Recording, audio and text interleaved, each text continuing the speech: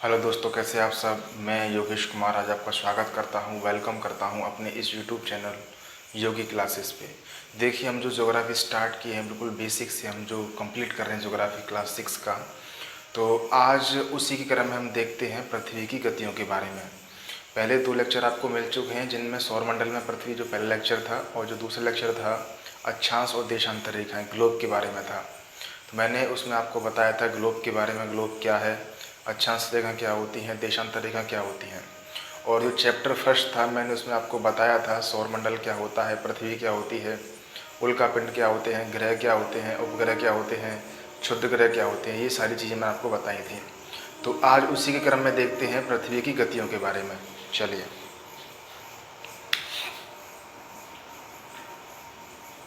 पृथ्वी की गतियाँ, जिसको इंग्लिश में बोला जाता है मोशन ऑफ अर्थ।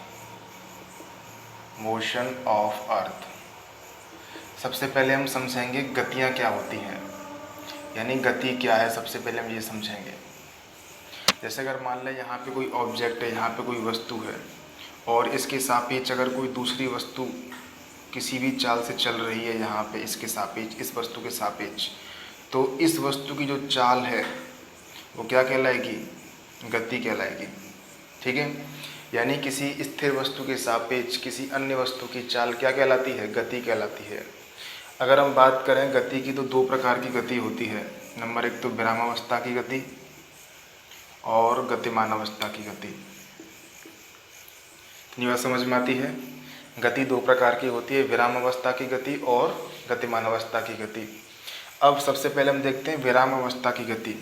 जैसे यहाँ पे कोई ऑब्जेक्ट है, यहाँ कोई पिंड हमने ले लिया, और इसके सापेक्ष अगर ये वस्तु विराम अवस्था में है, यानी रुकी हुई है, यानी स्थिर है, तो इस पिंड की जो गति कहलाएगी वो कहलाएगी विराम अवस्था की गति।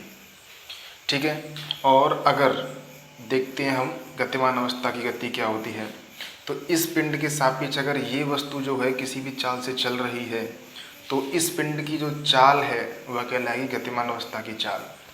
यानी किसी स्थिर वस्तु के सापेक्ष अगर दूसरी वस्तु स्थिर अवस्था में है, तो जो स्थिर वस्तु है उसकी जो गति कहलाएगी स्थिर अवस्था की गति कहलाएगी। और अगर किसी स्थिर वस्तु के सापेक्ष अगर कोई दूसरी वस्तु या कोई अन्य वस्तु गतिमान अवस्था में है, तो क्या कहलाएगी, गतिमान अवस्था की गति कहलाएगी। अब हम देखते हैं पृथ्वी की गतियों के बारे में। पृथ्वी कौन सी गति करती है। चलिए मैं इसको रफ कर देता हूँ। देखते हैं पृथ्वी की गतियों के बारे में। गति के बारे में स्पष्ट हो गई, गति क्या होती है, मोशन क्या होता है। 2 प्रकार की होती हैं, विराम अवस्था की गति और गतिमान अवस्था की गति। अब देखते हैं पृथ्वी की गतियों के बारे में। अगर मैं कहूँ कि पृथ्वी की गतियाँ 2 प्रकार की होती हैं, इनमें पहली है घूर्णन गति और दूसरी को कहा जाता है परिक्रमण गति। परिक्रमण गति या घूर्णन गति को दैनिक गति भी कहा जाता है, दैनिक गति। इतनी बात समझ में आती है। पृथ्वी की गतियाँ 2 प्रकार की होती हैं, नंबर 1 घूर्णन गति या दैनिक गति, और नंबर 2 परिक्रमण गति। अब से पहले बात यह आती है कि घूर्णन गति क्या होती है। यानी पृथ्वी की ऐसी गति जो अपने अक्ष के परतः करती है, यानी ऐसी गति जो पृथ्वी अपने अक्ष के परतः घूमती है। यानी क्या स्पष्ट हुआ, पृथ्वी की ऐसी गति दैनिक गति या घूर्णन गति कहलाती है जब पृथ्वी अपने अक्ष के परतः घूमती है। और परिक्रमण गति क्या कहलाती है, जब पृथ्वी सूर्य के चारों ओर घूमती है एक स्थिर कक्षा में, और उस स्थिर कक्षा को क्या कहा जाता है, दीर्घवृत्ताकार कक्षा। दीर्घवृत्ताकार कक्षा यानी पृथ्वी की सूर्य के चारों ओर गति, यहाँ पे जैसे सूर्य है सपोज कर लीजिए, और ये पृथ्वी है, तो इसके चारों ओर जो गति है वो कहलाएगी परिक्रमण गति। और जैसे ये पृथ्वी है, यहाँ पे सूर्य, तो इसकी इसी के सापेक्ष जो गति है, यानी अपनी अक्ष के प्रति जो गति है, तो क्या कहलाएगी, घूर्णन गति या दैनिक गति। ये बात समझ में आती है। ठीक, अब हम देखते हैं पृथ्वी के बारे में। जैसे हमने बताया था पृथ्वी इस प्रकार की होती है कुछ। अभी हमने ग्लोब लिया है, ये ग्लोब। बात करें तो ये जो इसका ये क्या है, एक अक्ष है। और जैसे मैंने आपको बताया था अक्ष क्या होता है, एक काल्पनिक रेखा होती है। ये क्या है, एक अक्ष है, और अक्ष क्या होती है, काल्पनिक रेखा होती है। अगर हम बात करें यहाँ पे ये कितना होता है 0 डिग्री, और 0 डिग्री को बोला जाता है भूमध्य रेखा या इक्वेटर या विषुवत रेखा, ठीक है, और या फिर समतल कक्ष, समतल कक्ष, इतनी बात समझ में आती है। यानी ये जो पृथ्वी का ये है समतल कक्ष, ठीक है। यहाँ से अगर हम इस पर लंब डालते हैं, यहाँ पे ये हमारा अक्ष हो गया, तो ये वाला जो एंगल है वो है 66.5 डिग्री, और ये टोटल पूरा 90 का है, तो ये कितना बचा 23.5 डिग्री का। इसे क्या स्पष्ट हुआ, यानी पृथ्वी अपने समतल कक्ष के सापेक्ष 66.5 डिग्री अंश, यानी पृथ्वी जो है अपने समतल कक्ष के सापेक्ष यानी समतल कक्ष से 66.5 डिग्री का कोण बनाती है, और अपने अक्ष के साथ कितना बनाती है 23.5 डिग्री कोण बनाती है। ये बात स्पष्ट हुई। यानी पृथ्वी अपने समतल कक्ष या कक्षीय समतल बोल सकते हैं इसको, कक्षीय समतल इसको बोल सकते हैं। यानी पृथ्वी अपने कक्षीय समतल के साथ या समतल कक्ष के साथ 66.5 डिग्री का कोण बनाती है, और अपने अक्ष के साथ 23.5 डिग्री का कोण बनाती है। इतनी बात समझ में आती है। अगर हम बात करें तो जो पृथ्वी है वो एक दिन में ठीक है, एक दिन में कितना घूमती है 360 घूमती है पृथ्वी, और एक दिन होता है 24 घंटे। 24 घंटे में पृथ्वी जो घूमती है कितना घूमती है 360। यानी पृथ्वी जो है एक दिन में जो अपनी अक्ष के प्रति कितना चक्कर लगाती है 360 का, यानी 360 एंगल घूम जाती है एक दिन में पृथ्वी। और एक दिन होता है 24 घंटे, यानी 24 घंटे में पृथ्वी जो है 360 घूम जाती है। और यही जो घूमना है वो क्या कहलाता है, घूर्णन कहलाता है, या दैनिक गति कहलाता है, दैनिक गति कहलाता है। यानी पृथ्वी का अपने अक्ष के प्रति घूमना यानी पृथ्वी का अपने अक्ष के प्रति घूमना क्या कहलाता है, घूर्णन गति कहलाता है, या दैनिक गति कहलाता है। इतनी बात समझ में आती है। ठीक, स्क्रीनशॉट ले सकते हैं इसका।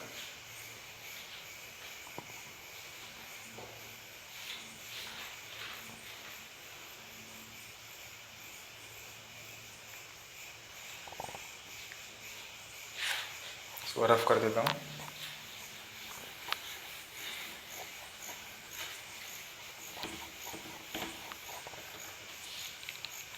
जैसे अगर हमारा यहाँ पे सन है, सपोज कर लीजिए, और ये हमारी पृथ्वी है, ठीक है, ये हमारी क्या है, ये हमारी पृथ्वी है। तो यहाँ से जो प्रकाश आएगा, ठीक है, जैसे हम जानते हैं हमारी पृथ्वी गोल है,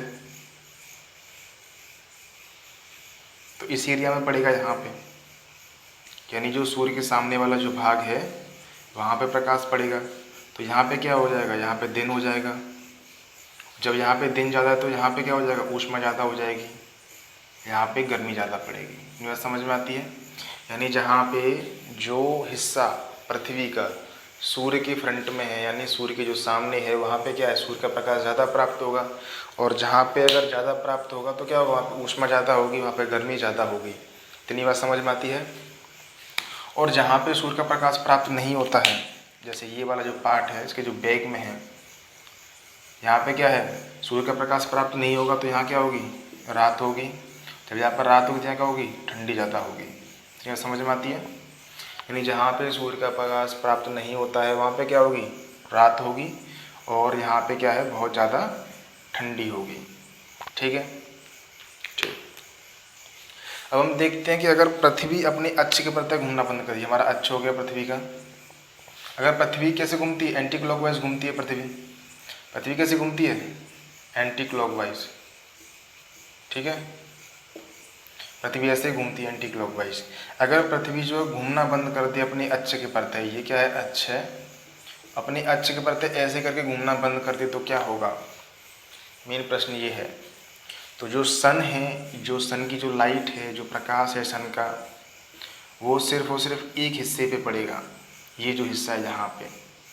ठीक है, यहाँ पे क्या है, इस हिस्से में जब इसका सूर्य का प्रकाश पड़ेगा तो यहाँ पे गर्मी ज़्यादा हो जाएगी, यानी पूरा जब तक पृथ्वी नहीं घूमना स्टार्ट कर देती तब तक ये जो हिस्सा है यहाँ पे दिन रहेगा, गर्मी ज़्यादा रहेगी, और जब यहाँ पे गर्मी ज़्यादा रहेगी तो यहाँ पे जीवन संभव नहीं होगा। और ये जो हिस्सा है जो इसके बैक साइड में है, यानी जो सूर्य के फ्रंट में जो हिस्सा है यहाँ पे तो क्या दिन होगा, और जो सूर्य के बैक साइड में जो हिस्सा है वहाँ पे क्या होगा, रात होगी, और यहाँ पे ठंडी ज़्यादा हो जाएगी क्योंकि यहाँ पे सूर्य का प्रकाश बिल्कुल ही प्राप्त नहीं हो रहा है। अगर पृथ्वी घूमना बंद कर देती है तो इस कंडीशन में क्या है, जीवन संभव नहीं हो पाएगा। यानी इंसान को क्या है, सारी ऋतुएँ चाहिए होती हैं, पतझड़, सावन, वसंत, बहार, यानी गर्मी, सर्दी, वर्षा ऋतु, ये सारी मौसम इंसान को चाहिए होते हैं जीवन के लिए। जब यहाँ पे गर्मी रहेगी तो इंसान क्या यहाँ पे जीवित रह सकता है, नहीं रह सकता है। अगर यहाँ पर रात रहती है तो यहाँ पे क्या ठंडी ज़्यादा होगी, तो ठंडी अगर ज़्यादा है तो यहाँ पे इंसान रह सकता है, नहीं रह सकता है। ठीक है। और ये जो है, ये अगर हम इसकी बात करें ये, तो यहाँ पे क्या है, दिन हो जाएगा, यहाँ पर रात हो जाएगी। तो ये जो व्रत है, ये जो दिन और रात को डिवाइड कर रहा है, इसको क्या बोलते हैं, प्रदीप्ति व्रत। प्रदीप्ति व्रत, प्रदीप्ति व्रत क्या होता है, ऐसा व्रत जो ग्लोब पे दिन और रात को विभाजित करता है। यानी यहाँ पे दिन हो गया इस एरिया में, और इस एरिया में क्या हो गई, रात हो गई। तो ये जो है, ये वाला जो व्रत है क्या कहलाता है, प्रदीप्ति व्रत कहलाता है। इतनी बात समझ में आती है? ठीक, स्क्रीनशॉट ले सकते हैं इसका।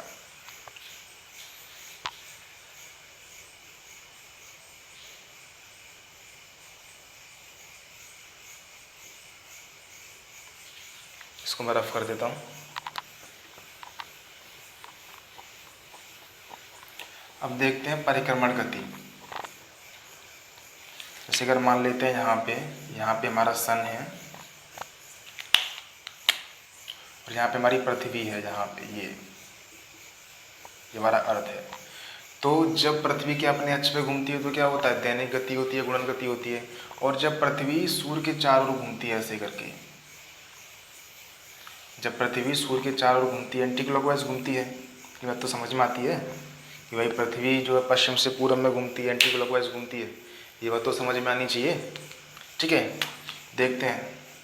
जब पृथ्वी सूर्य के चारों ओर घूमती है तो इसको क्या बोला जाता है, परिक्रमण गति। परिक्रमण गति यानी पृथ्वी का सूर्य के चारों ओर घूमना परिक्रमण गति कहलाता है। और पृथ्वी जो है सूर्य का एक चक्कर कितने दिन में लगाती है, 365 दिन और 6 घंटे। ठीक है, यानी जो पृथ्वी है वो सूर्य का चक्कर कितने दिन में लगाती है, 365 दिन 6 घंटे। लेकिन नॉर्मली हम क्या करते हैं कि साल को 365 दिन ही मानते हैं हम लोग। लेकिन ये जो 6 घंटे हैं वो 4 साल के बाद कितना हो जाएगा, 24 घंटे हो जाएगा। 6 घंटे पहली साल में, 6 घंटे दूसरी साल में, 6 घंटे तीसरी साल में, और 6 घंटे चौथी साल में, यानी 24 घंटे हो जाएगा। और 24 घंटे क्या होता है, एक दिन होता है। तो यही कारण है कि फरवरी जो माह रहता है वो 28 का न होकर 29 दिन का हो जाता है, क्योंकि ये जो एक दिन है, इस एक दिन को फरवरी के महीने में जोड़ दिया जाता है हर चौथे साल। क्या बात समझ में आई? यानी ये जो 6 घंटे हैं वो 6 घंटे 4 साल में एक दिन हो जाएगा, यानी 24 घंटे क्या होता है, एक दिन होता है। और जो एक दिन है उसको हर चौथे साल फरवरी के महीने में जोड़ दिया जाता है। तो उस टाइम पे क्या, जो फरवरी है वो 28 की न होकर 29 दिन की होती है। तो जब टोटल जो दिन रहते हैं वो कितने रहते हैं, 365 रहते हैं। अब जब फरवरी में 29 दिन हो जाएंगे 28 के स्थान पे, तो क्या होगा, दिन कितने हो जाएंगे, 366 हो जाएंगे। और जब एक वर्ष में 366 दिन होते हैं तो उस वर्ष को क्या बोला जाता है, लीप वर्ष। लीप वर्ष। अब प्रश्न आ जाता है कि लीप वर्ष क्या होता है या लीप ईयर क्या होता है। तो ऐसा वर्ष जिसमें 365 के स्थान पे 366 दिन होते हैं, ठीक है, वो क्या कहा जाता है, लीप वर्ष कहा जाता है। इतनी बात समझ में आती है? जैसा कि हम जानते हैं जो पृथ्वी है अपने अक्ष पे 23.5 डिग्री, मतलब ये यानी जो पृथ्वी है अपने अक्ष पे 23.5 डिग्री झुकी हुई है, इसका फिक्स है। और जो कच्ची समतल है उसके साथ में 66.5 का झुकी हुई है। ठीक है, मैं आपको बता चुका हूँ। तो अभी हम देखते हैं, स्क्रीनशॉट पहले आप इसका ले सकते हैं।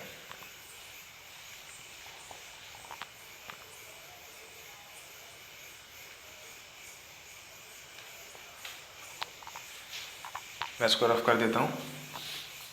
अभी हम बात करेंगे 21 जून की, जो काफ़ी महत्वपूर्ण डेट है, क्योंकि इस दिन जो उत्तरी गोलार्ध है पृथ्वी का वो सूर्य की तरफ झुका होता है 21 जून को। ठीक है, यहाँ पे सपोज करिए सन है, ये हमारी पृथ्वी है, हमारा उत्तरी गोलार्ध हो गया। ठीक है, ये जो हमारा उत्तरी गोलार्ध है ये 90 डिग्री जो है नॉर्थ पोल है, वो सूर्य की तरफ झुका होता है, यानी ऐसे टिल्ट होता है। इतनी बात समझ में आती है।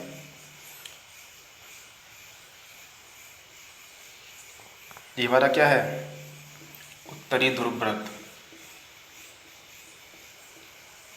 ये हमारा क्या है, कर्क रेखा। ये क्या है, हमारा भूमध्य रेखा, भूमध्य रेखा। ये हमारा क्या है, मकर रेखा। और ये क्या है, दक्षिणी ध्रुव व्रत। इनके बारे में मैं आपको लेक्चर नंबर 1 और 2 में आपको बता चुका हूँ कि कर्क रेखा की स्थिति कहाँ पे है, उत्तरी ध्रुव कहाँ पे है, नॉर्थ पोल कहाँ पे है। अगर मैं बात करूँ यहाँ भूमध्य रेखा की, तो यहाँ पे जो कोरियोलिस बल है वो कितना होता है, 0 होता है। जैसे जैसे हम ध्रुवों की ओर जाएंगे कोरियोलिस बल का मान क्या है, बढ़ता है हमेशा और हमेशा। यानी जैसे जैसे हम ध्रुवों की तरफ जाएंगे, चाहे उत्तरी ध्रुव की ओर चाहे दक्षिणी ध्रुव की ओर, तो जो कोरियोलिस बल है उसका मान क्या है, हमेशा हमेशा बढ़ता है। जो कोरियोलिस बल है क्या है, ये कोरियोलिस बल, कोरियोलिस फोर्स, इसका जो मान है हमेशा हमेशा बढ़ेगा। अगर मैं बात करूं तो जो जी का मान है, जी का मान जो कैपिटल जी है, गुरुत्व आकर्षण बल जिसको बोला जाता है, कैपिटल जी, 2 प्रकार की जी होती है। एक होती है छोटी जी जिसको बोला जाता है गुरुत्वीय त्वरण, और एक होता है बड़ी जी, ये होता है गुरुत्वीय त्वरण, और ये होता है तुम्हारा गुरुत्व आकर्षण बल। तो जो गुरुत्व आकर्षण बल है वो भी भूमध्य रेखा से ध्रुवों की ओर जाने पे क्या है, हमेशा और हमेशा बढ़ता है। अगर मैं बात करूं यहाँ पे उत्तरी ध्रुव व्रत और दक्षिणी ध्रुव व्रत, यानी जो नॉर्थ पोल है 90 डिग्री और जो साउथ पोल है 90 डिग्री, यहाँ पे अगर मैं बात करूं तो जो कोरियोलिस बल है उसका मान सबसे ज़्यादा होता है। अगर प्रश्न आ जाता है कि ध्रुवों पे कोरियोलिस बल का मान महत्तम होता है, निम्नतम होता है, या इनमें से कोई नहीं, ना तो एक ना तो दो, तो क्या कहोगे आप, यानी जो ध्रुवों पे जो कोरियोलिस बल का मान है वो सबसे ज़्यादा होता है, यानी महत्तम होता है। और अगर हम बात करें जी की, जो जी है बड़ी जी यानी गुरुत्व आकर्षण बल, इसका मान ध्रुवों पे सबसे ज़्यादा होता है, चाहे नॉर्थ पोल हो चाहे साउथ पोल हो। जैसे जैसे हम ध्रुवों से नीचे की ओर जाएंगे तो जो कैपिटल जी है यानी जो गुरुत्व आकर्षण बल है उसका मान हमेशा घटेगा, और जो तुम्हारा कोरियोलिस फोर्स है उसका मान भी घटेगा। इतनी बात समझ में आती है। अगर हम बात करें 21 जून की, 21 जून की, तो 21 जून को क्या होता है, जो पृथ्वी का उत्तरी ध्रुव व्रत है ये सूर्य की तरफ में थोड़ा टिल्ट हुआ होता है, यानी जो सूर्य की तरफ में झुका हुआ होता है। ठीक है, इतनी बात समझ में आती है। आपको डेट याद रखनी है 21 जून, यानी 21 जून को क्या होता है, जो उत्तरी ध्रुव व्रत है वो सूर्य की तरफ झुका हुआ होता है। जैसे यहाँ पे सूर्य है तो सूर्य की तरफ में झुका हुआ होता है, तो इससे क्या होगा, जो सूर्य का प्रकाश है वो कर्क रेखा पर 90 डिग्री पड़ेगा। जो कर्क रेखा है उस पर कितना पड़ेगा, 90 डिग्री। जब यहाँ पे 90 डिग्री यानी सीधा सीधा प्रकाश पड़ रहा है तो यहाँ पे क्या होगा, सबसे ज़्यादा प्रकाश प्राप्त होगा। कहाँ पे, कर्क रेखा पे। जब यहाँ पे सबसे ज़्यादा कर्क रेखा पे प्रकाश प्राप्त होगा तो यहाँ पे क्या, ऊष्मा सबसे ज़्यादा होगी, और जब यहाँ पे ऊष्मा सबसे ज़्यादा होगी तो यहाँ पे गर्मी सबसे ज़्यादा होगी। ये बात समझ में आती है। और जब यहाँ पे गर्मी सबसे ज़्यादा होगी तो यहाँ पे क्या, दिन बड़े होंगे। यानी 21 जून को जब सूर्य का प्रकाश जब कर्क रेखा पे लंबवत पड़ता है तो जो कर्क रेखा पे जो देश स्थित होंगे, ठीक है, वहाँ पे क्या होगा, दिन बड़ा होगा, और जब दिन बड़ा होगा तो क्या है, रात ऑलरेडी छोटी हो जाएगी। ठीक है, इतनी बात समझ में आती है। अगर मैं बात करूँ यहाँ की, तो ये जो उत्तरी ध्रुव व्रत है यहाँ पे जो सूर्य का प्रकाश है कैसे पड़ेगा, तिरछा पड़ेगा उत्तरी ध्रुव व्रत पे। ठीक है, यानी जो उत्तरी यानी ये जो एरिया है यहाँ पे तो क्या पड़ेगा, 90 डिग्री पड़ेगा। जैसे जैसे हम ऊपर जाते जाएंगे तो क्या होगा, जो सूर्य का प्रकाश है वो तिरछा पड़ेगा। और यहाँ पे अगर हम बात करें बिल्कुल ध्रुवों पे, ध्रुवों पे क्या होगा, सूर्य का प्रकाश ज़्यादा प्राप्त होगा। ये जो एरिया है, ये इस एरिया में जो सूर्य का प्रकाश है वो ज़्यादा प्राप्त होगा। यहाँ पे ये जो एरिया है, ये इस एरिया में, तो यहाँ पे क्या होता है ध्रुवों पे, इसलिए यहाँ पे 6 महीने का दिन हो जाता है लगातार, ठीक है, और 6 महीने की रात होती है यहाँ पे इस एरिया में, क्योंकि यहाँ पे सूर्य का प्रकाश ज़्यादा प्राप्त होता है जब 21 तारीख को, यानी जब जो उत्तरी ध्रुव व्रत है वो जब सूर्य की तरफ में झुका हुआ होता है, ठीक है। अगर हम बात करते हैं 22 दिसंबर की, 22 दिसंबर की, तो 22 दिसंबर को क्या होता है, जो दक्षिणी ध्रुव व्रत है वो सूर्य की तरफ झुका हुआ होता है, ठीक है। यानी ये जो एरिया है, ये क्या होगा, सूर्य की तरफ झुका होगा। तो इससे क्या होगा, जो सूर्य का प्रकाश है वो मकर रेखा पे क्या है, सबसे ज़्यादा पड़ेगा, यानी 90 डिग्री पड़ेगा। कब, 22 दिसंबर को, यानी 22 दिसंबर को जो सूर्य का प्रकाश है वो मकर रेखा पे 90 डिग्री यानी 90 डिग्री यानी बिल्कुल सीधा का सीधा पड़ता है। तो क्या होगा, इससे यहाँ पे जो सूर्य का प्रकाश है वो ज़्यादा प्राप्त होगा, और जब यहाँ पे सूर्य का प्रकाश ज़्यादा प्राप्त होगा तो यहाँ पे क्या, ऊष्मा ज़्यादा प्राप्त होगी, और जब यहाँ पे ऊष्मा ज़्यादा प्राप्त होगी तो क्या है, यहाँ पे ऑलरेडी गर्मी रहेगी, तो इस एरिया में क्या ठंडी रहेगी। भाई 22 तारीख को क्या है, जब यहाँ पे सूर्य का प्रकाश 90 डिग्री पड़ रहा है तो इस एरिया में क्या ठंड रहेगी, जो उत्तरी ध्रुव व्रत है वहाँ पे ठंडी रहेगी।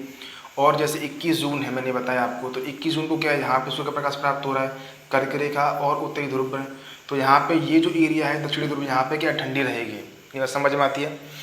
तो यहाँ क्या होगा, गर्मी रहेगी। अगर मैं बात करूँ ऑस्ट्रेलिया की, तो ऑस्ट्रेलिया कहाँ पे है, दक्षिणी ध्रुव व्रत में है। ऑस्ट्रेलिया कहाँ पे है, दक्षिणी ध्रुव व्रत में, ठीक है। और ये जो एरिया है, ये यहाँ पे क्या है, जो सूर्य की किरणें हैं वो कैसी पड़ेंगी, तिरछी पड़ेंगी, जो दक्षिणी ध्रुव व्रत है। तो यहाँ पे क्या है, 6 महीने दिन रहेगा, तो 6 महीने यहाँ पे क्या रहेगा, दिन रहेगा यहाँ पे 6 महीने, और 6 महीने की यहाँ पे रात हो जाएगी उस टाइम पे। कब, 22 दिसंबर को, ठीक है। अगर मैं बात करूँ ऑस्ट्रेलिया की, तो जैसे हमारे यहाँ पे जो क्रिसमस का पर्व है वो कब मनाया जाता है, 25 तारीख को, 25 दिसंबर को, यानी दिसंबर में क्या होता है, ठंडी होती है। जब भारत में क्रिसमस का पर्व मनाया जाता है तो उस टाइम पर ठंडी होती है। तो यही रीजन होता है, क्योंकि जो 22 तारीख है, 22 तारीख को क्या होता है, दक्षिणी ध्रुव में क्या होता है, गर्मी ज़्यादा पड़ती है, सूर्य का प्रकाश बहुत ज़्यादा पड़ता है। अगर मैं ऑस्ट्रेलिया की बात करूँ तो ऑस्ट्रेलिया कहाँ पे है, दक्षिणी ध्रुव व्रत में। तो यहाँ पे जो क्रिसमस का पर्व है वो कब मनाया जाता है, गर्मियों में मनाया जाता है, ठीक है। महत्वपूर्ण प्रश्न है कि ऑस्ट्रेलिया में अगर मैं बात करूँ क्रिसमस का पर्व क्रिसमस कब मनाया जाता है ऑस्ट्रेलिया में, गर्मियों में। और गर्मी को भौगोलिक भाषा में क्या बोला जाता है, ग्रीष्म। ये बात समझ में आती है, ठीक। स्क्रीनशॉट ले सकते हैं इसका।